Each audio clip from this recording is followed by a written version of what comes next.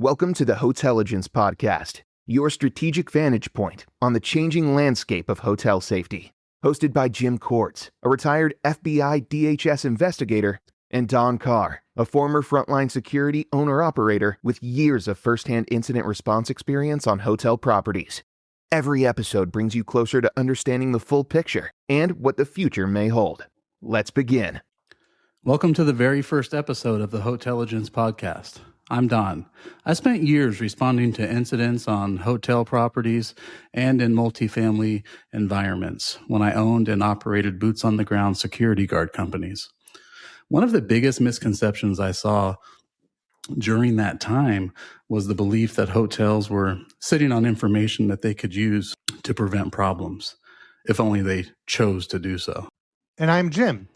I spent my career in federal law enforcement working cases that required careful handling of sensitive information. And I think what most people don't realize is that collecting information and being allowed to use it are two very different things. And this show is about unpacking those gaps, the space between what people assume hotels can do and what they're actually allowed to do. And today, we're starting with a question we heard constantly from outside the industry. Hotels already collect guest information, so why can't they use it to keep people safe? You already have the data assumption. Anytime something serious happened at a hotel, the reaction was almost automatic. People would say, didn't they have the guest ID? Or didn't they have a credit card on file? They weren't wrong. Hotels do collect that information. Right, but collecting information for a transaction isn't the same as using it for analysis, judgment, or prevention. The moment information is used for anything beyond its original purpose, the risk profile changes completely. Well said, Jim. And that's where the confusion starts. From the outside, it looks like unused potential. From the inside, it looks like legal exposure. Yeah, so let's talk about what PII really means in practice. So when I say PII, I mean personally identifiable information, and that PII is tightly regulated, not just by law, but by contracts, brand policies, and internal risk controls. Once you attach meaning or interpretation to that data, you've crossed a line. And hotels aren't built to cross that line. They collect information to complete a stay, not to evaluate intent, track behavior, or assess risk over time. And the moment a hotel starts using guest data to identify patterns, it implies capability. And capability implies responsibility. And responsibility changes everything. Yep. So let's talk about why pattern analysis is a non-starter. So environments where pattern analysis is allowed, there are strict requirements: retention rules, documentation standards, oversight, clear thresholds for action. For my time running on-site security operations, hotels simply didn't have that infrastructure. What they had were shift notes, staff turnover, and constant time pressure. Yeah, and trying to perform analysis without those safeguards doesn't just create risk, it creates discoverable risk. Right. And anything written down, stored, or retained becomes part of the record.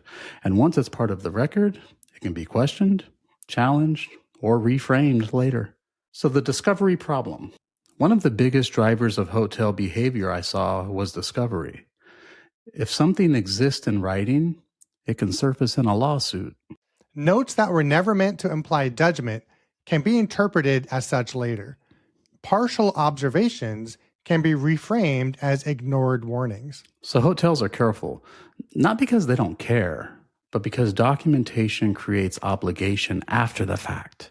And obligation, once implied, is very difficult to undo. What frontline staff actually experience? Well, from the property side, staff usually had fragments: a name, a room number, a brief interaction, a sense that something felt off. But they also knew they weren't supposed to judge. They were trained to deliver service, not interpretation. And without clear authority or safe pathways to escalate uncertainty, hesitation becomes the default. And that hesitation wasn't empathy. It was a self-protection inside a system with real consequences for getting it wrong. Yeah. So here's the paradox. Here's the real paradox hotels live with. Using information creates responsibility. Not using it limits responsibility. So from a legal standpoint, restraint was often safer than action, even when that restraint felt uncomfortable. And this is why people inside hospitality often feel boxed in. They're operating inside systems that reward neutrality and penalize interpretation. So now let's talk about why this is a system issue, not a people issue. It's important to say this clearly. Frontline staff weren't failing. Managers weren't ignoring things. Owners weren't indifferent. Correct. They were operating within constraints that shaped what was possible and what was safe for them to do. So when people say they should have known, they're usually reacting emotionally, not structurally. And this podcast exists to explain the structure. So in closing, the reason hotels can't freely use the information they collect isn't secrecy or indifference. It's risk. Legal, operational, and reputational risk.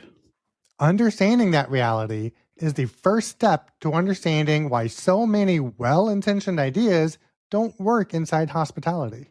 In the next episode, we'll tackle another assumption people make all the time. Why hotels can't maintain blacklists, even though it sounds like common sense. And that conversation sets up everything that follows. And remember, we're in this together. And together, we make hospitality stronger. For a deeper breakdown and added context, sign up for the Hotelligence Insider Briefing. The link is in the show notes. Thank you for joining the Hotelligence Podcast, where experience informs smarter, safer hotel operations and prepares you for what comes next. Stay informed, stay confident, and stay connected. As the conversation evolves, Jim Cords and Don Carr will highlight developments that help hotels strengthen their approach to safety and risk management. See you next episode.